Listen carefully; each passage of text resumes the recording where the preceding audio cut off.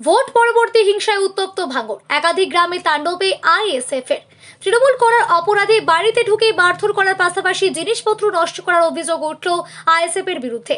মঙ্গলবার সকালে তৃণমূলের পতাকা না খোলার অভিযোগে নিমকুড়িয়া গ্রামে এক তৃণমূল কর্মীর বাড়িতে ঢুকে তাণ্ডব চালায় 50 থেকে 60 জন আইএসএফ এর কর্মী সমর্থক।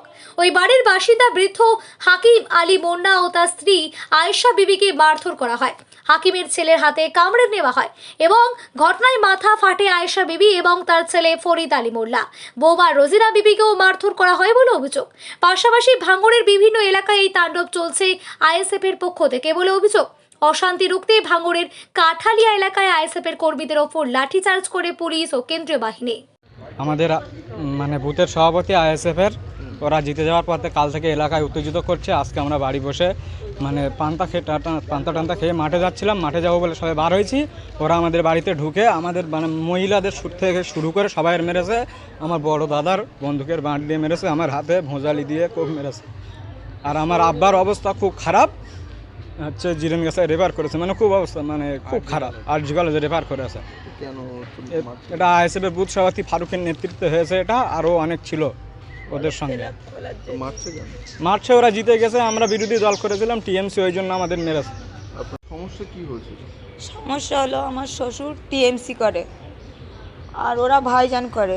প্রথম আমার শ্বশুর খাচ্ছে, আমরা দাঁড়িয়ে আছি, আমার স্বামী এসেছে, আমার স্বামীর বলেছি তুমি বাইরে বেরোও না। ওরা 50 জনের লোক এসে প্রথম বাইরে বেরোয় না বলে ঘরের মুখের গোড়ায় ঢুকে গিয়ে শ্বশুর খেতে খেতে উঠেছে, শ্বশুরের প্রথম মেরেছে।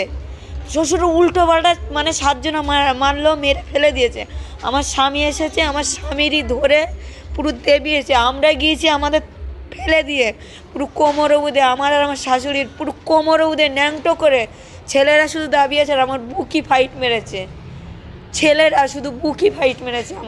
আমার শাশুড়ির এইসব মেরে ফেলে দিয়েছে, ব্লাউজ টেলাউজ সব ছিঁড়ে দিয়েছে।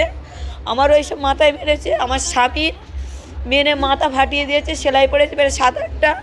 দেওরের কোপ মেরে, এখান থেকে একটা কোপ মেরে দেওরের সেলাই দেয়নি। শাশুড়ির ব্যান্ডেজ করছে এখন। মোট বাড়ি 2 জনে আছে, 2টো যা আছে, 2টো দেওর আছে, আর এখানে আমরা 5 জন এসেছি। তারপরে কি হলো, আইএসএফের ছেলেরা আইএসএফ যখন বলে এই চল ফ্ল্যাগ খুলবি, তা আমার শ্বশুর বলেছে যে আমাদের কোনো ইয়ে নেই, সরকার পড়ে গেছে, আমরা ফ্ল্যাগ খুলবো কেন, তোমরা গিয়ে ফ্ল্যাগ খুলে দাও। এই সেরেফ এই কথাই, এছাড়া আদেশ কোনো কথা নেই। যদি আমার নাম রোজিনা বিবি, হাকিম আলী মোল্লা।